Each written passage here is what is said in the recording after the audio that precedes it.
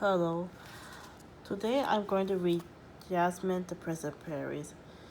The book says Rainbow Magic and the author is Daisy Meadows.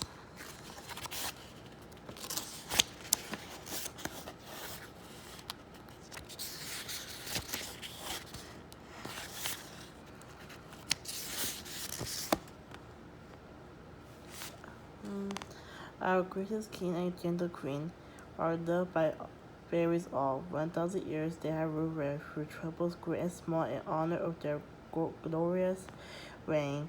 A party had been planned to celebrate their jubilee throughout all fairyland. The party is a royal surprise. We hope they be delighted. So shine your run and press your dress, for you have been invited.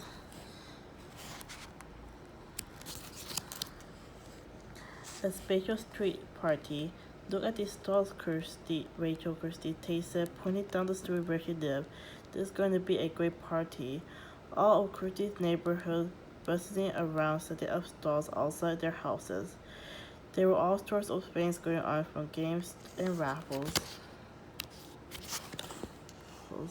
to stalls selling bric-a-brac and cakes. Delicious smells wafted towards the girls from the barbecue at the other end of the street. The road was closed to traffic, and people were already milling around in the sunshine, enjoying the feast. I think having a street party is a great idea, Rachel Walker, Kirsty's best friend, said with a grin. I wish we had one in our street back home, Rachel said. Rachel had come to stay with Kirsty for a week of the Easter holidays. Kirsty was opening the last pile of books. We better hurry and put these on the stall, she said. Lots of people are arriving now. I got at the parties today before I go home tomorrow, Rachel said, helping Kirsty arrange the books on the stall that Mr. and Mrs. Tay were running. I hope we raise loads of money for charity. We always do, said Rachel happily, stacking the books neatly. Lots of people come to the party from all over the town, but she knows her voice. We'll have to be extra careful this year, won't we?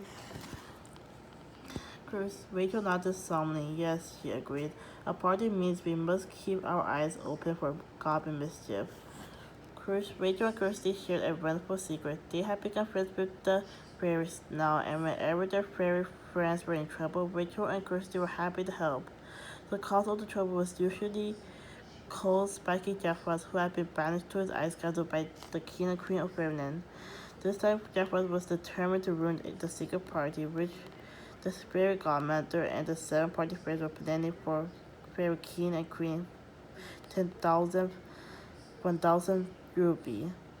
Jaffras had sent his mean goblin servants into the human world to spoil as many parties as they could. When the party fairies flew to the rescue, the goblins tried to steal their magic party bags so that Jaffras could use their special magic to throw a fabulous party of his own. But Rachel Kirsty had managed to stop the goblins so far and help 6 of the party fairies to keep their party bags safe. I'm not going to let Jaffras goblins spoil our street party, Kirsty said in a determined voice, or the king or queen's jubilee. Rachel nodded in agreement as Kirsty's parents hurried toward them. You have done well, Mrs. Tay smiled, admiring the neat piles of books. I think you two girls have worked hard enough, Mr. Tay added as customers began to gather around the stall. You can go and explore the theater. Great, Kirsty whispered to Rachel as they walked away. Now we got a chance to look for the goblins. The girls wandered happily through the crowds. There were lots of games such as darts, hook a duck, and a tombola, and there were tables piled with bric-a-brac, toys, homemade jams, and other things for sale. Rachel stopped at a cake stall, her mouth watering as she looked at the delicious displays of tarts, sponges, and pies. Carry the cake, Ray will be proud of these, she napped. There's, there is no sign of any goblin mischief, said Kirsty. Here we have to go on the tombola. The tombola was managed by one of Kirsty's neighbors, Mr. Cooper, and there was already a crowd. Kirsty and Rachel stood behind a little girl holding her mom's hand. The girl was staring at the prices on the shelves behind the tombola machine. I hope I could win a cuddly toy, Mommy, she said excitedly. Any ticket ending in 4 wins a prize, called Mr. Cooper, spinning the tombola around. Rachel Kirsty watched as the little girl pulled a purple ticket. She folded it carefully. Mommy, I won, she gasped. It's number 214. Well done, her mom laughed. Let's hope it's a soft toy, Rachel whispered to Kirsty as the little girl handed Mr. Cooper the ticket. But sharp-eyed Kirsty had already spotted the price for purple ticket 214. Pinned to it. It's not, she said. Look. The prize was a blue plastic apron with a picture of a fluffy white cat in the front. Kirsty hoped the little girl wouldn't be too disappointed. Right, let me find your prize, said Mr. Cooper, scanning the shelves. It's here somewhere, but just before he spotted the apron, something magical happened. Rachel Kirsty saw a shower of blue sparkles appear from thin air and swirl around the apron. The next moment, the apron had vanished, and in its place sat a fluffy white toy kitten with a blue satin bow around its neck. Pinned to the bow was purple ticket 214. I want the white kitten, the little girl cried joyfully. Looking puzzled, Mr. Cooper lifted the toy down. I don't remember seeing that price before, he murmured. Kirsty and Rachel grinned at each other as Mr. Cooper handed the kitten to the delighted little girl. That must be fairy magic, whispered Rachel. Kirsty. Rachel nodded. That means there must be a party fairy very nearby. A lucky dip. The little girl skipped off happily, collecting her prize, while Kirsty and Rachel slipped around behind the tombola stall to look for the fairy. They couldn't see any sign of her. Rachel, Kirsty. The girls certainly heard a silvery voice calling from above their heads. I'm out here. The girls looked up at a string of colored flags tied to the top of the stall, and there was Jasmine the Present Fairy, balancing on the string like a apricot on a tightrope. Hello, Kirsty, and Rachel called, smiling up at her. Jasmine fluttered down to join them. Her straight brown hair lying out behind her. She wore a long blue skirt and a quilted hemline that swirled around her ankles, and a crop top in the same shade of blue. On her feet were dark blue ballet shoes with satin ribbon in her hand. She carried a glittering blue one. I'm here to make sure your street parties go well, she explained, and that all prizes are perfect as possible. She smiled at Rachel Kirsty. That means making sure no naughty goblins try to ruin the party, she added in a determined voice. Have you seen any goblins? Rachel asked anxiously. No, Jasmine began, but she was interrupted by a sound of people crying loudly. It came from the lucky dip next to the tombola. Some sounds accept, Kirsty whispered. Maybe we'd better take a look. Jasmine flew down and hid on Rachel's shoulder behind her hair. Then they hurried over to join the crowd at the lucky dip. A little boy was standing by the brand tub, crying bitterly with a toy plane in his hand. I loved the plane. I unwrapped it. When I unwrapped it, the boy read, but look, Dad, the rings are broken. This could be goblin trouble, Jasmine whispered in Rachel's ear. I'm very sorry, said the man at the lucky dip stall. I tell you what, why don't you put in the other parcel for free? The boy stopped crying immediately. Thank you, he beamed.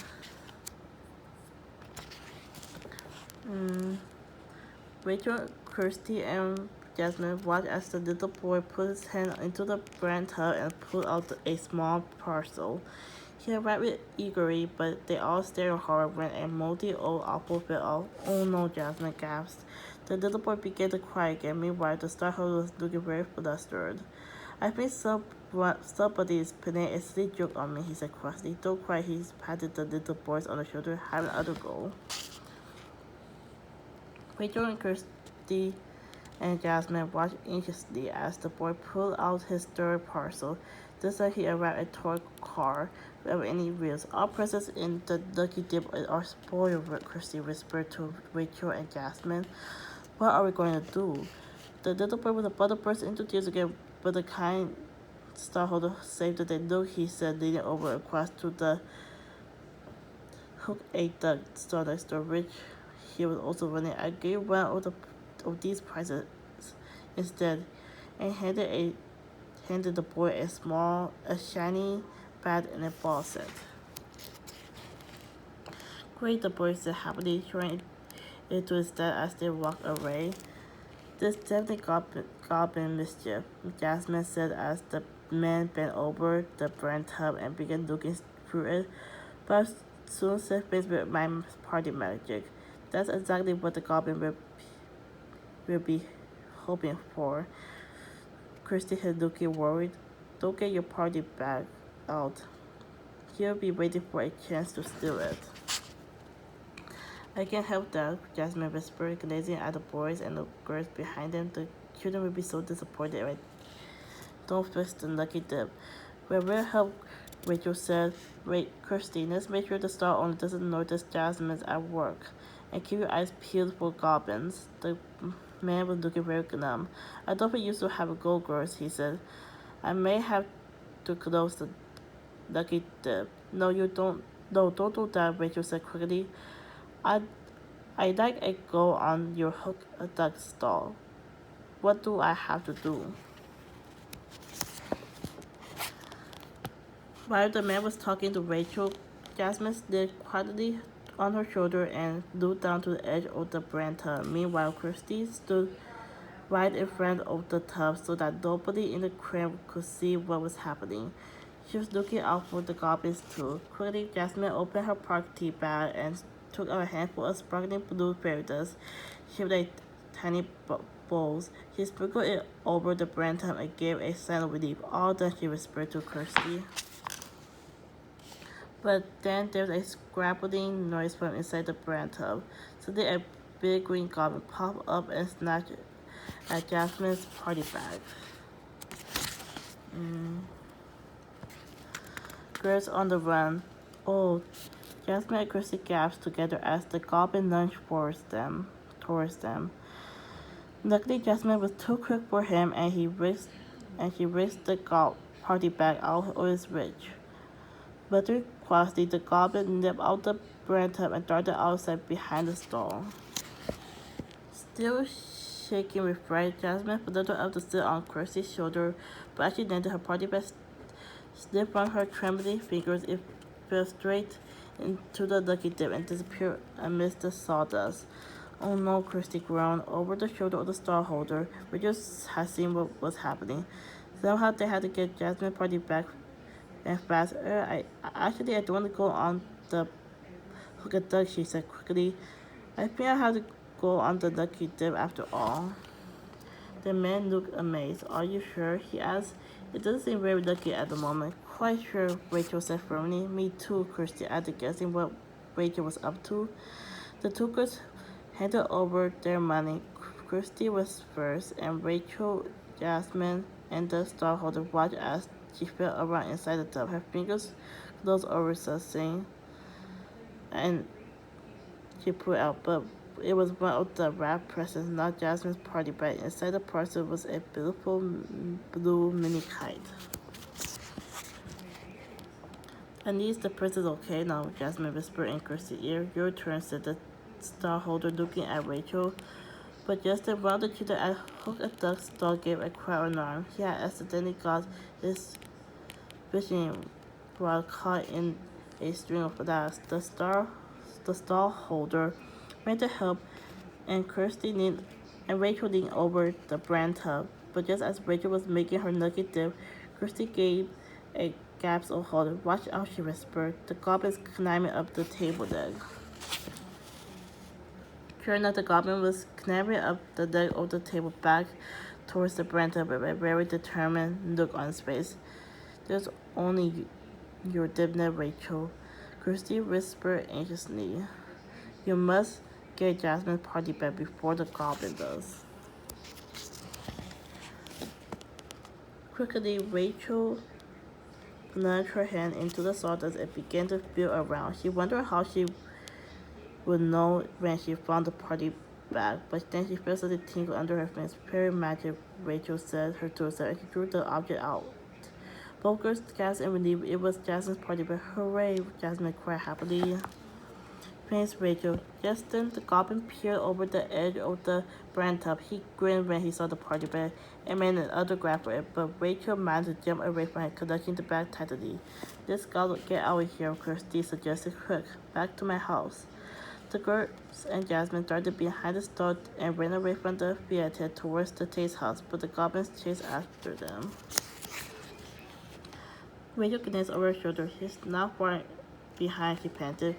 They reached for the house, and Kirsty left them in for the front door, but the goblin was charging towards them, and the girls only managed to slam the door shut in time. We had to get rid of that goblin, Jasmine said urgently. I got an idea, Kirsty declared suddenly. Rachel, you guard the door. Jasmine, follow me. Rachel nodded and waited by the front door as Jasmine and Kirsty dashed into the living room. Then a sunny sound made Rachel jump. Her heart thumping. Rachel looked round. She smiled to see Pearl, Kirsty's black and white kitty, sitting at the top of the stairs watching her. But then Rachel heard something else. It was the sound of a cat flap in the kitchen door creaking over. Rachel frowned. If Pearl was sitting on the stairs, then who was coming in? She crept along the hall towards the kitchen and spotted the goblin climbing in through the cat flap. Kirsty, Jasmine, she shouted. Look out, the goblin's coming. All wrapped up. In the living room, Jasmine looked at Kirsty and alarmed. What shall we do? She cried. But Kirsty was picking up an empty cardboard box which had been full of books for the stall. If we can make the goblin believe your party bag is in this box, we might be able to trap him inside, she said. Can you lay a trail of magic sparkles leading into the box?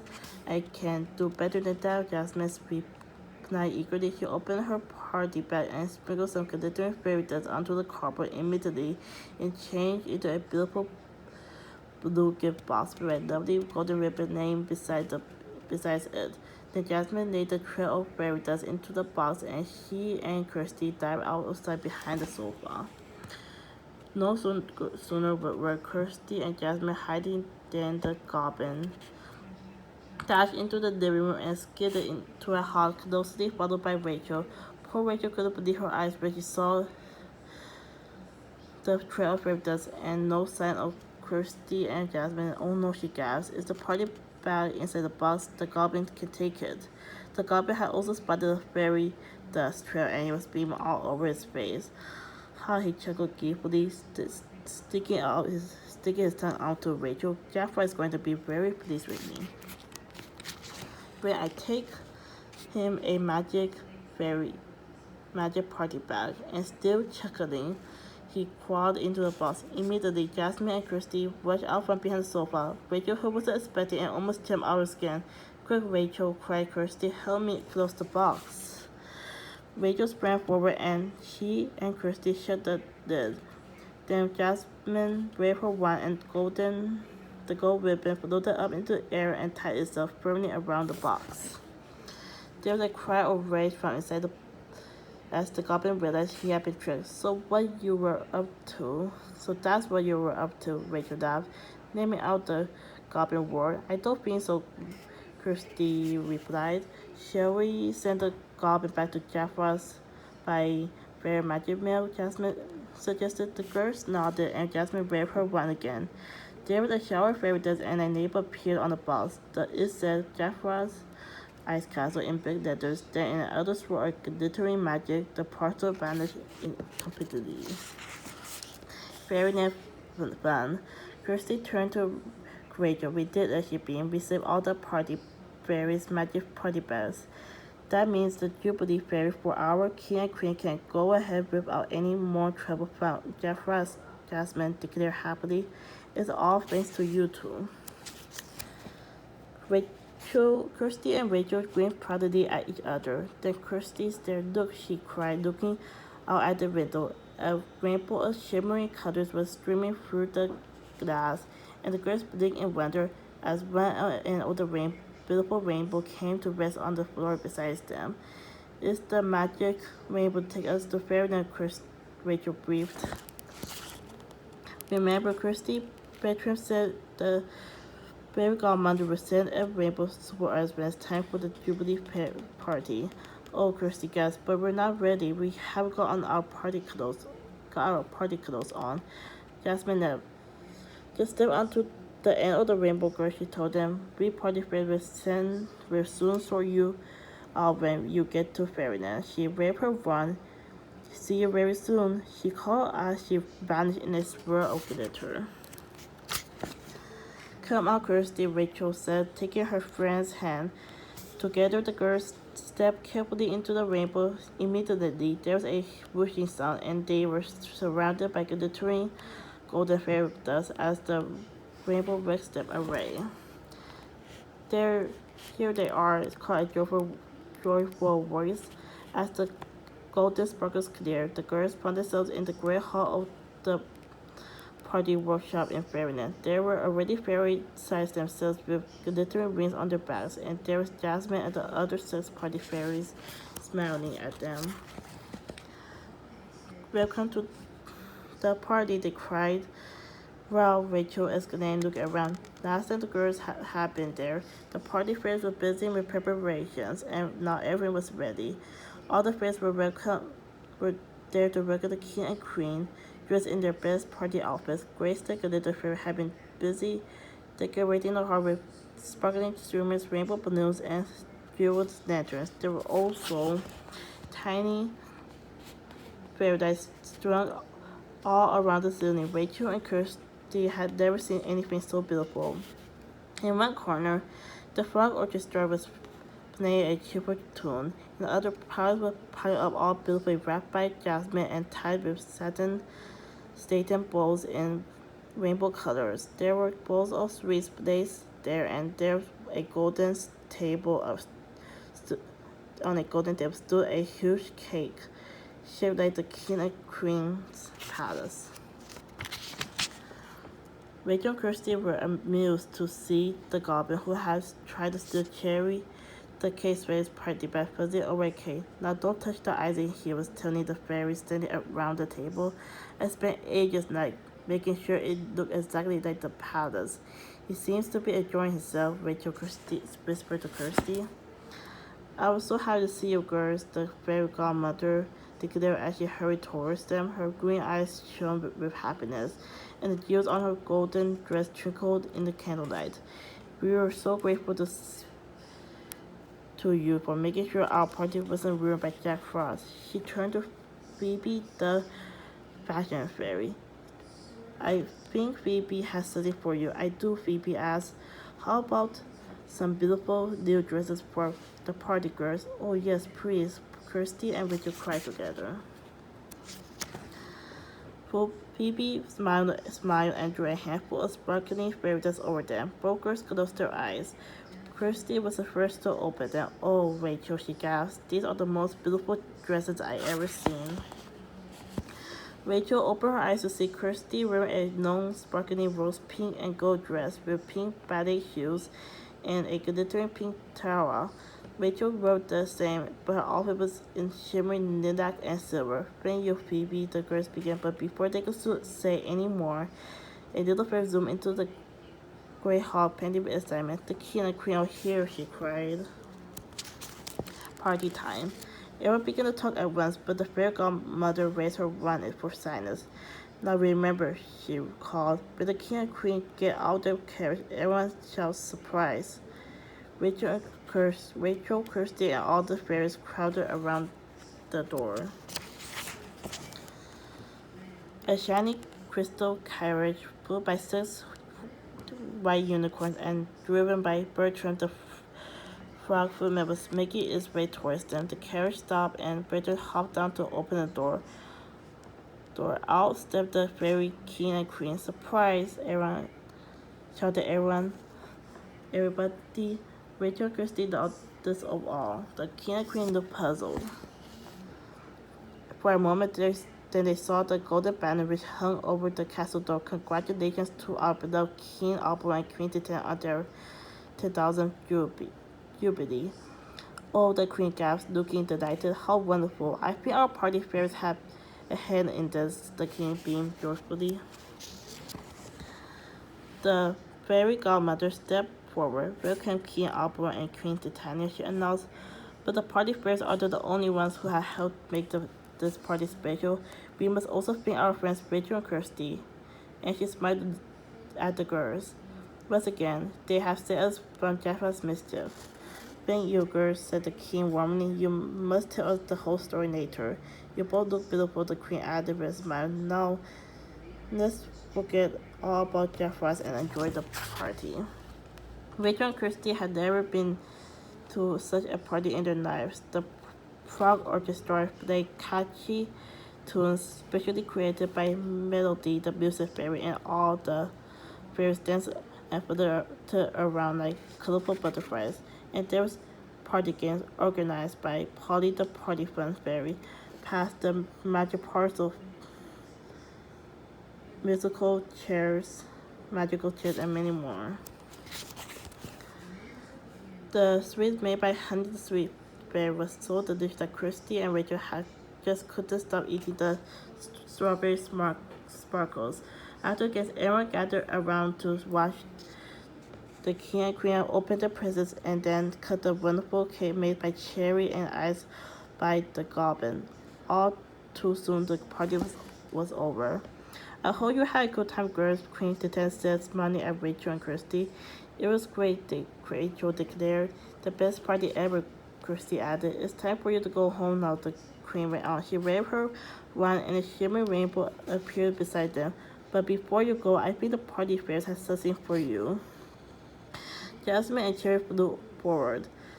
These are from all us, Jasmine said, handling Kirsty a pink sparkling party bag while Cherry gave Rachel a little one. Don't look in them till you get home. Thank you, Kirsty and Rachel replied, waving at their friends. See you soon, we hope. Goodbye, answered all the fairies, and with the voices of their fairy friends ringing in their ears, the girls stepped into the rainbow. Moments later, they found themselves in the Taste kitchens, restored to their usual size, wearing their normal clothes once more. Oh, that was magical, Kirsty sighed happily. Rachel was already opening her party bag. Look, Kirsty, she exclaimed in delight. The bags were full of presents from their party fairies friends. There's a piece of ruby cake from Cherry, a fairy music CD from Melody, a tub of glittering lip gloss from Grace, a silk bag of sweets from Honey, a pack of baggage playing cards from Polly, and a sparkling bracelets from Phoebe. And Jasmine had given them each a golden jewelry box with all a revolving fairy on top to put all their precious presents in. Rachel and Kirsty couldn't believe their eyes. We must be the luckiest girls in the world, Rachel sighed, and we can enjoy the rest of the and we can still enjoy the rest of the street party too, Kirsty added. Later that night, the girls lay in their beds in Kirsty's room, still too excited to sleep. The jewelry boxes filled with presents sat on the dressing table. It's sad I have to go home tomorrow, Rachel said with a yawn, but I really enjoyed our little spirit adventure, and we'll see each other again soon. Me too, Kirsty agreed, starting to feel sleepy at last. She closed her eyes. There was silence for a few moments. Then I can hear something Rachel said. It's coming from our jewelry boxes. Soft tinkling sound of party music filled the room. Fairy magic, Kirsty said heavily, snugly down under her the bed. Good night, Rachel. And the end.